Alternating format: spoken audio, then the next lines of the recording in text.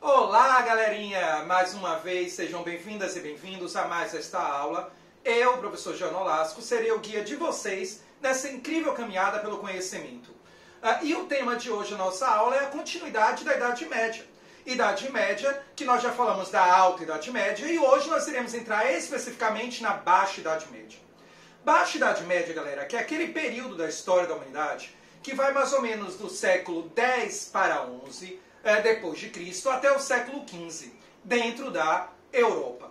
E que vai ser marcado por ser uma longa fase de transição entre o sistema feudal e o sistema mercantil, entre as estruturas da Idade Média e a estrutura do novo mundo moderno, do chamado Antigo Regime, o Ancien Regime. A Baixa Idade Média, que é considerada uma crise do sistema feudal. E eu sei, galera, que toda vez que a gente ouve falar de crise de algum sistema, nós entendemos que esse sistema está entrando em um processo de decadência, que ele está se arruinando, que ele não consegue mais produzir de forma adequada, de forma a organizar aquela sociedade.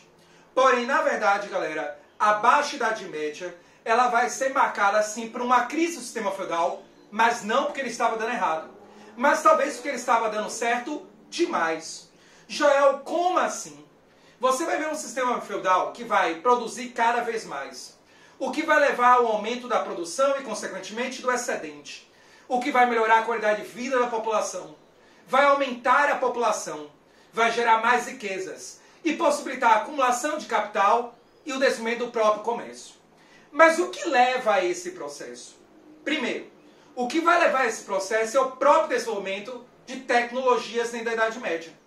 Você vai ver durante a Idade Média o desenvolvimento de novas tecnologias, sobretudo no campo da agricultura. Vai surgir nesse período o adubo mineral, o sistema de rotação trienal, a chamada churra, que é o arado de tração animal. Vai se desenvolver novas formas de mover as máquinas, de forças motrizes, entre elas o moinho a vento e o moinho a roda d'água. Vai se desenvolver a capacidade de irrigação e também de drenagem, que vai transformar antigos pântanos em áreas superprodutivas. Todo esse desenvolvimento tecnológico vai levar ao aumento da produção agrícola. E ocorrendo um aumento da produção agrícola, automaticamente você vai ver desenvolver também o que, galera? Desenvolver um aumento da população. Porque com maior quantidade de alimentos, o custo de vida diminui. A população vai ter mais acesso a alimento e vai estar mais bem alimentada. Essa população mais bem alimentada vai se reproduzir mais e viver mais. O que automaticamente significa que você vai ter um aumento populacional. Mais gente, mais mão de obra. Mais gente produzindo, mais mercado consumidor. O que automaticamente aumenta ainda mais a produção e leva a uma grande produção de excedente. Muito mais pessoas acumulando capital e com excedente produtivo vai fazer com que haja o que nós chamamos de revolução comercial ou revitalização do comércio. Por um processo de quê? De estabelecimento das chamadas feiras, as feiras medievais. Feiras medievais, galera, que nisso eram ambulantes, itinerantes. Imagine que eu era um artesão e agora eu vou perceber que o meu feudo, o feudo onde eu vivia, está produzindo excessivamente trigo. Eu vou pegar esse trigo e vou levar para um feudo próximo e trocar lá por batatas. E eu troco um saco de trigo por 2 de batatas. Eu então retorno e troco os 2 de batata por 3 de trigo. Eu vou novamente para aquele feudo, troco por novas batatas. Levo as batatas ali e o trigo para outro feudo e troco por vinho. E eu vou criando, na verdade, uma rota comercial que formam as feiras, que cada vez vão se tornando maiores, alcançando distâncias ainda maiores. E isso vai fazer com que o comércio se torne cada vez mais intenso. Um comércio cada vez mais intenso, importante, que faz com que haja necessidade de revitalizar o uso da moeda para facilitar as trocas e também o próprio banco. Um sistema financeiro ou bancário onde eu possa guardar o meu dinheiro acumulado e também possa praticar o processo de troca de moedas, ou seja, o câmbio. O que significa que esse desenvolvimento comercial acabou produzindo o que, galera? Também um desenvolvimento financeiro bancário. Mais à frente, esse desenvolvimento comercial vai acabar levando a uma revitalização urbana, a uma revolução urbana. Mas por que essa revolução urbana? Vamos lá. Antes as feiras eram o que, galerinha? Itinerantes. Mas imagine, galera, que essas feiras itinerantes, elas vão criar rotas comerciais que vão criar encruzilhadas. Por exemplo, uma feira itinerante sai de Florença para Flandres, outra de Paris para Frankfurt. E elas se encontram no meio do caminho. Ali naquela encruzilhada de comércio, os comerciantes paravam para fazer a troca de mercadorias entre eles e conseguir ter acesso a mais mercadorias para levar ao seu mercado consumidor. Só que um belo dia, um desses comerciantes resolve se fixar. Se fixa ali com sua família, se fixa ali com os artesãos que acompanhavam ele, com uma pequena tropa militar, e vão formar uma pequena vila dentro de um feudo. Vão formar uma pequena vila onde ele vai passar a o quê? Ele vai passar a ser uma espécie de intermediário. Os feirantes vão passar por ali, ele compra o produto daqueles feirantes e vende para outros. Aquela vila vai se desenvolvendo. E chega uma hora que ela se torna um burgo, uma vila comercial, burguesa, de onde vem inclusive o próprio nome burguês, os habitantes dos burgos. Mas você disse que essas vilas burguesas, esses burgos, ocorriam dentro do feudo. Por que um senhor feudal vai permitir isso? Primeiro, porque isso vai facilitar ele ter acesso a mais o quê? A mais produtos, mercadorias, recursos. Segundo, porque para o burguês estabelecer sua vila ali, seu burgo ali, ele vai estar submetido financeiramente ao senhor feudal, pagando o quê? Tributos, impostos. E, portanto, uma mão lavava a outra. Eu ocupo uma parcela de terra do feudo desse senhor feudal, mas eu forneço a ele produtos e dinheiro, na forma de impostos. Só que mais à frente, esses burgos vão se desenvolver ainda mais. E a qualidade de vida nos burgos, de início, vai começar a ser melhor do que dentro dos feudos, do que do sistema servil feudal. Isso vai provocar uma enorme fuga de servos dos feudos para os burgos. Mas se eu fujo do feudo do meu senhor para um burgo dentro do feudo dele, ele vai lá e vai me capturar. É óbvio que você não fugia para um burgo do feudo do seu senhor. Você fugia para um burgo de um feudo inimigo do seu senhor. De qualquer maneira, os senhores feudais vão começar a ver a fuga dos servos e a perda de mão de obra. O que faz com que os senhores feudais aumente o quê? Os impostos sobre os burgos, para compensar a sua perda produtiva. E os burgos, se sentindo explorados, vão iniciar um processo de murar os seus burgos, formar tropas militares e depois declarar o quê? Movimentos emancipacionistas. Guerras de libertação dos feudos. Guerras de libertação dos feudos, que no final resultavam na transformação desses burgos em cidades. O que foi fundamental, então, para esses burgos se tornarem cidades, foi eles terem a capacidade de uma defesa, através das muralhas e de tropas. Exato. Que conseguiu obrigar os senhores feudais a venderem a ele a liberdade do seu território. Agora, galera, lembre que para isso foi fundamental as muralhas, que serviam na Idade Média tanto como uma barreira de defesa militar, também como estradas dentro do quê? Dos feudos, meios de locomoção, já que as ruas das cidades dos burgos eram muito estreitas e o alto das muralhas possibilitava uma locomoção muito melhor e mais rápida.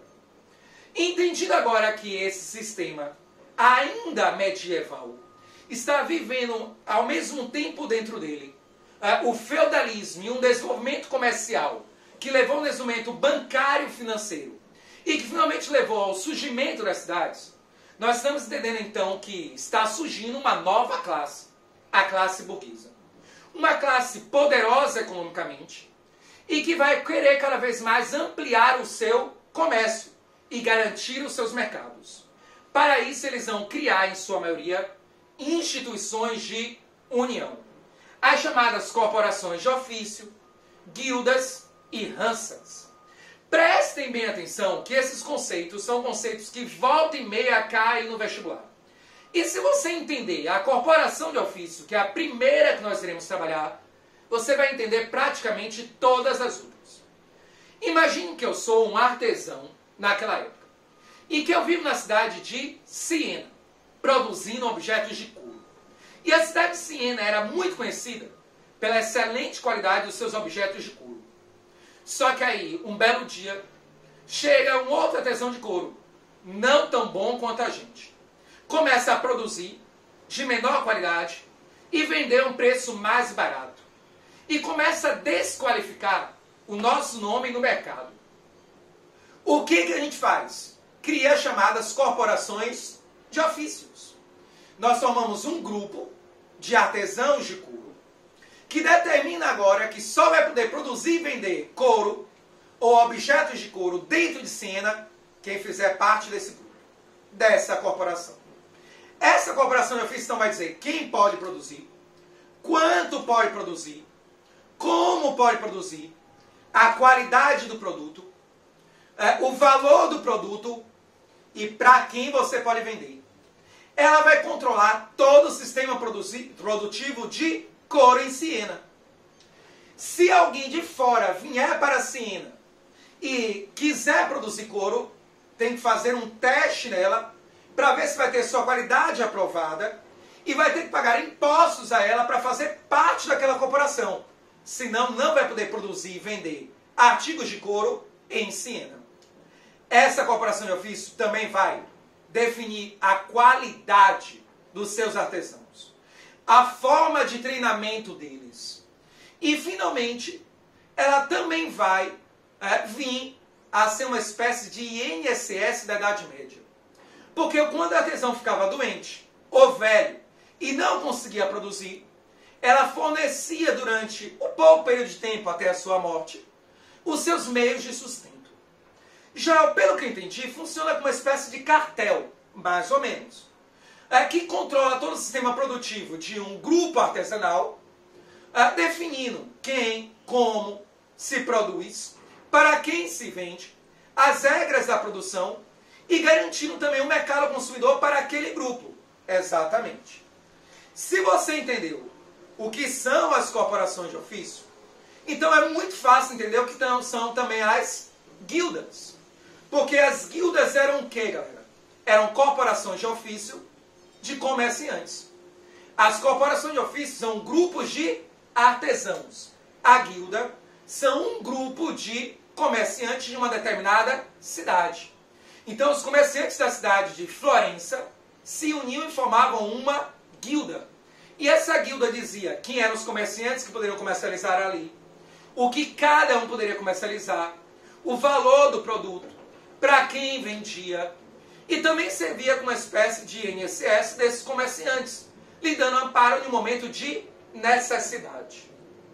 A guilda, então, é comercial, a corporação de ofício é artesanal.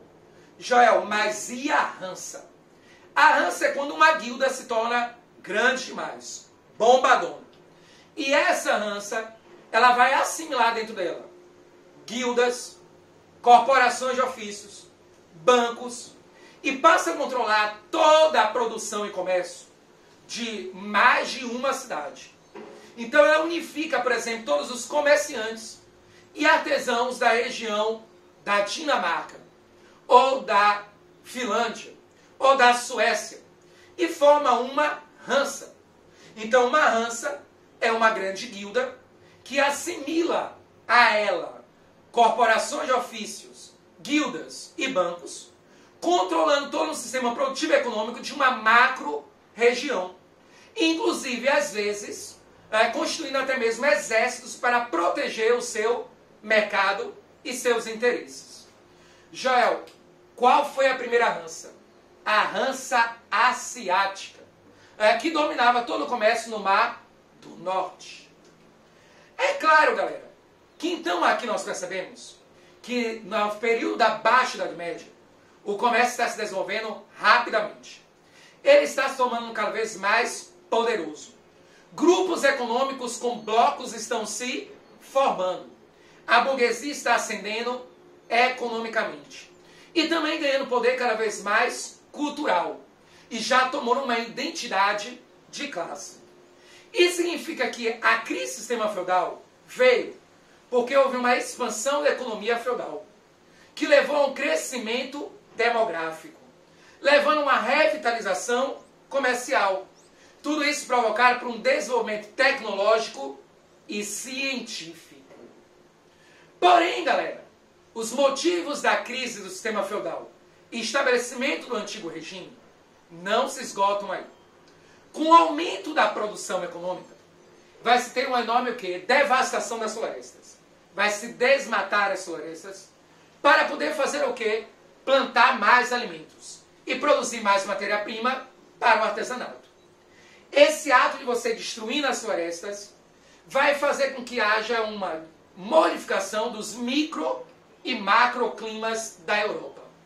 O que leva a mudanças climáticas drásticas, diminuindo o índice pluviométrico e, portanto, a quantidade de chuvas e o acesso à água. Isso significa que nós vamos ver a Idade Média ter um período onde vai ocorrer, acompanha meu dedinho, um aumento da produção de alimentos. E acompanhando o aumento da produção de alimentos, um aumento da produção de mão de obra, um aumento populacional. Só que aí se desmata as florestas, altera os climas, e com menos chuva os alimentos vão começar a o quê? A cair na produção. A população continua crescendo durante um tempo. Só que depois ela vem o quê? E despenca. Devido ao quê? A desproporção entre a produção de alimentos e a população, que leva à fome. E que vai levar também um aumento da exploração da mão de obra, porque os senhores feudais vão querer que eles trabalhem cada vez mais para tentar compensar a diminuição da produção. Os camponeses explorados, mal alimentados, vão começar a adoecer. E a Idade Média vai ver estourar diversas epidemias ou pandemias. Entre essas epidemias, cólera morbus, febre tifoide e a mais famosa de todas, a peste bubônica, a peste negra. A peste negra, que ela é provocada pelo quê? Primeiro, pelas péssimas condições de higiene das cidades, das vilas medievais e também dos campos. Segundo, por um intenso comércio, que faz o europeu pegar seus barquinhos e irem até o mundo árabe, fazerem trocas com esses comerciantes árabes. E nas trocas com os comerciantes árabes, esses europeus vão trazer nos seus barquinhos ratos contaminados com a peste bubônica. Esses ratos, chegando nas cidades europeias, vão achar um ambiente de higiene, ou de falta dele, para se proliferar. E as pulgas dos ratos vão picar as pessoas, espalhando a peste negra. Peste negra que vai matar aproximadamente de 1/3 a metade da população europeia, devastando completamente a Europa. As pessoas vão começar a fugir das cidades de novo para o campo, para os altos das montanhas, nos lugares mais frios, onde os ratos não conseguiam chegar e sobreviver. Cidades inteiras vão ser devastadas e destruídas. E aqueles que sobreviverem depois vão voltar a essas cidades. Só que vão voltar a essas cidades e vão perceber que ele que tinha 10 irmãos, um pai e uma mãe, agora tem ele e uma irmã. E o que era o bem, o direito, o capital de todos, agora ficou acumulado na sua mão. O que faz com que essa grande pandemia, ou essa grande epidemia, venha provocar uma acumulação de capital na mão de certos indivíduos. Seja porque eles acumularam terras que herdaram dos seus parentes mortos, ou herdaram capital dos seus parentes comerciantes que não sobreviveram. Além de provocar uma acumulação de capital, você vai ter também uma modificação da ideia de morte. A morte era vista antes como algo próximo, como sempre foi na Idade Média, mas não tão próximo. Agora, com essa grande peste negra, a morte vai passar a ser mais banalizada, aproximando-se de um discurso da banalização do mal, como Hannah Arendt traz, onde você banaliza a vida humana e o mal ao ser humano em nome de certos processos históricos. A Idade Média então vai começar a ver doença, fome, morte, que leva a revoltas camponesas. Esses camponeses começam a invadir os feudos, as cidades, as vilas, para poder saquear, sobreviver ou se vingar pela exploração. O que leva a um verdadeiro caos, já produzindo o final da Idade Média. Porém, junta-se a tudo isso uma última grande causa, as chamadas cruzadas. Cruzadas que foram o quê? E preste bem atenção, porque isso é importantíssimo. As cruzadas eram expedições militares. Expedições militares e religiosas. O povo europeu, buscando reconquistar a Terra Santa de Jerusalém, reconquistar a Península Ibérica, Portugal e Espanha, do mundo árabe, difundir a fé cristã, mas também diminuir as pressões sociais, vão fazer expedições militares para o mundo árabe, com o objetivo de conquistar Jerusalém e esse mundo árabe. Então nós podemos dizer que as cruzadas foram expedições militares, com objetivo religioso, influência política, econômica e social, porque se pegou camponeses famintos, plebeus devastados, nobres destruídos, se deu a eles uma causa religiosa e mandou eles lutarem contra os muçulmanos, para reconquistar a Europa, Portugal e Espanha desses muçulmanos, e depois conquistar a Terra Santa, Jerusalém. Essas cruzadas também vão reprimir os movimentos heréticos, espalhar a fé cristã e, obviamente, vão buscar novas rotas comerciais. Terras para uma nobreza ou para uma plebe no Oriente. Contato com a Rota da Seda, aumentando o intenso comércio da Europa com a Ásia e levando ainda mais o desenvolvimento econômico.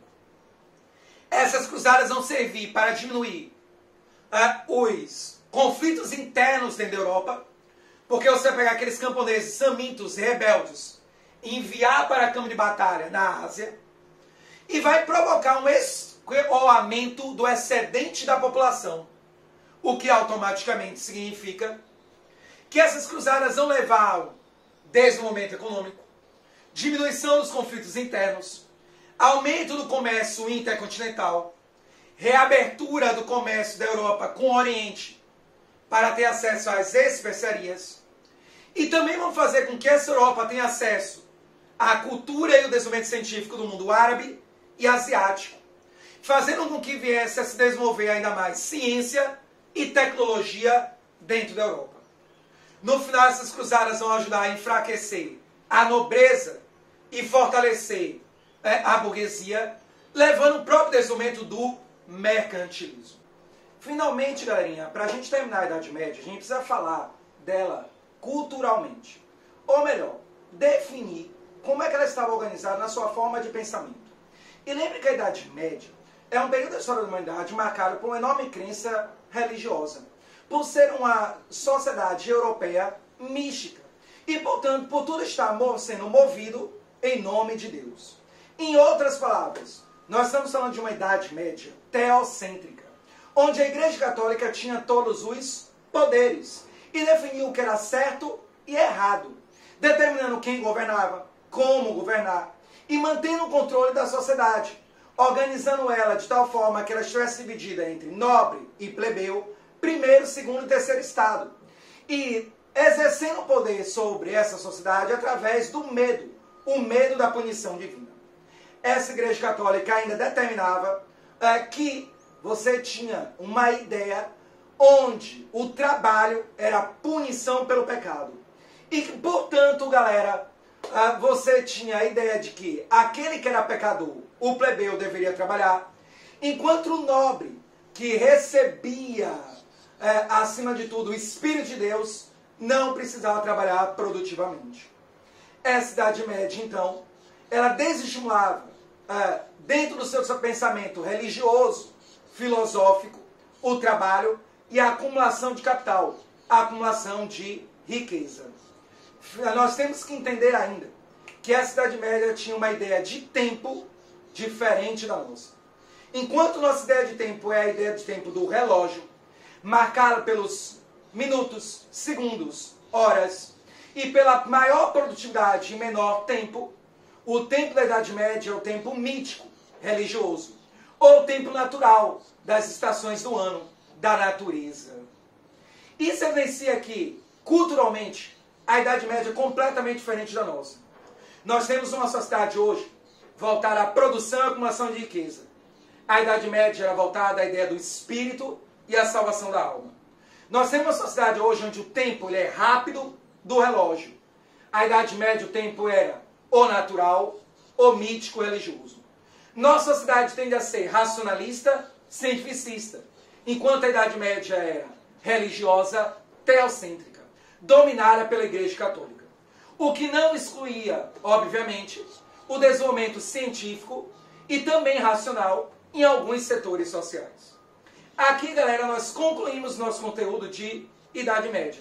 E no nosso próximo encontro nós falaremos sobre Idade Moderna, dando início ao Antigo Regime através de mercantilismo. Beijo no coração e até o nosso próximo encontro, galera.